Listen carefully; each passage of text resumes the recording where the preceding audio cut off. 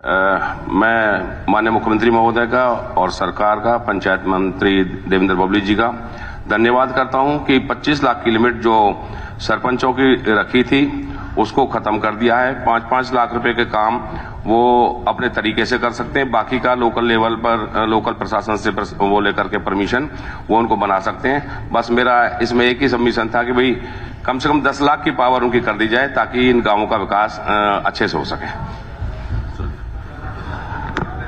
अध्यक्ष महोदय, मैं माननीय सदस्य को बताना चाहूंगा कि जो ई टेंडरिंग प्रक्रिया लेके आई गई उससे काफी लाभ डिपार्टमेंट को हुआ है। एक जवाबदेही सरकार को भी हुई है और हमारी सबकी चुने नुमाइंदों की जवाबदेही जनता को हुई है। और इसमें जो इशू आए थे कल माननीय मुख्यमंत्री जी ने इसका ब्यौरा भी आपको सदन में दिया कि पहले जो कैप लगाई गई थी पंचायत की इनकमों पे भी 25 लाख तक के वो काम करा पाएंगे, अब 50% उसको कर दिया गया है।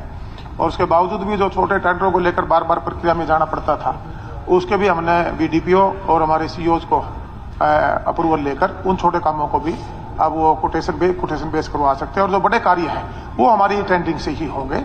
ये मैं सभी सदस्यों को बताना चाहूंगा। और एक्चुअल जो समस्या थी उसको सरकार को दूर करने का सरकार ने उसको दूर करने का काम किया है।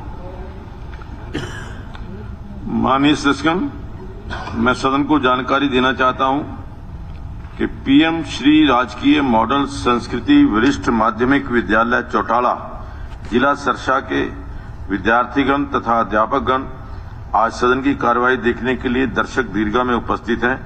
मैं अपनी तथा सारे सदन की तरफ से इनका स्वागत करता हूं।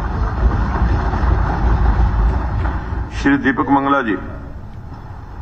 48. Sir, answer is laid on the floor.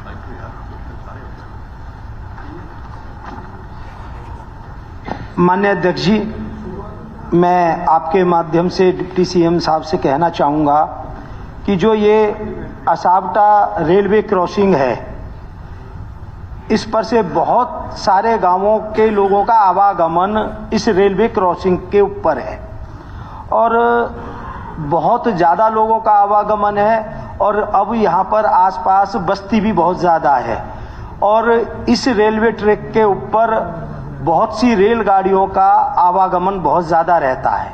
इसके कारण जब फाटक बंद होता है तब बहुत बड़ी लंबी लाइन व्हीकलों की लग जाती है। उसकी वजह से तो वहाँ सारा ट्रैफिक जाम हो जाता है और कई घंटे आम जनमानस को बड़ी दिक्कत होती है और कई दफ़े तो जो गांवों के कोई बीमार भी कोई आ रहे जा रहे होते हैं उनको भी बहुत बड़ी परेशानी आती है।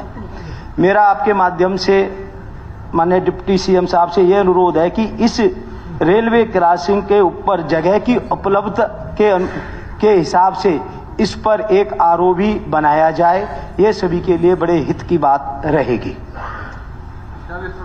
अध्यक्ष महोदय, माननीय सदस्य ने जो मांग रखी है बड़ी उचित है, पर वहाँ दो कंस्ट्रेंट्स हैं। पहला, लैंड अवेलेबिलिटी नहीं है और हाई डेंसिटी पॉपुलेशन है, और दूसरा हमने वहाँ आरयूबी की जब विचार किया कि प्रपोजल पुटअप करी जाए तो बिल्कुल साथ लगती हुई एक ड्रेन है और उस ड्रेन की वजह से आरयूबी नॉन फिजिबल है, तो वहाँ सिर्फ फ्लाईओवर बन सकता है।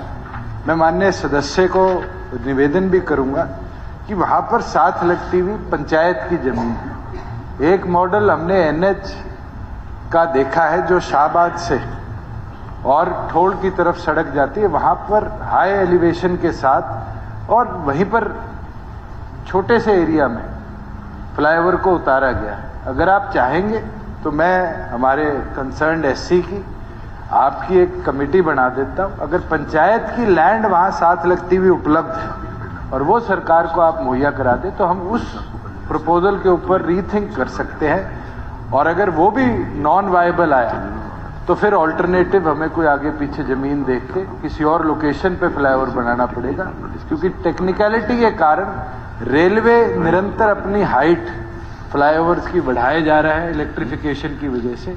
हमें उसको रिकंसिडर करना चाहिए।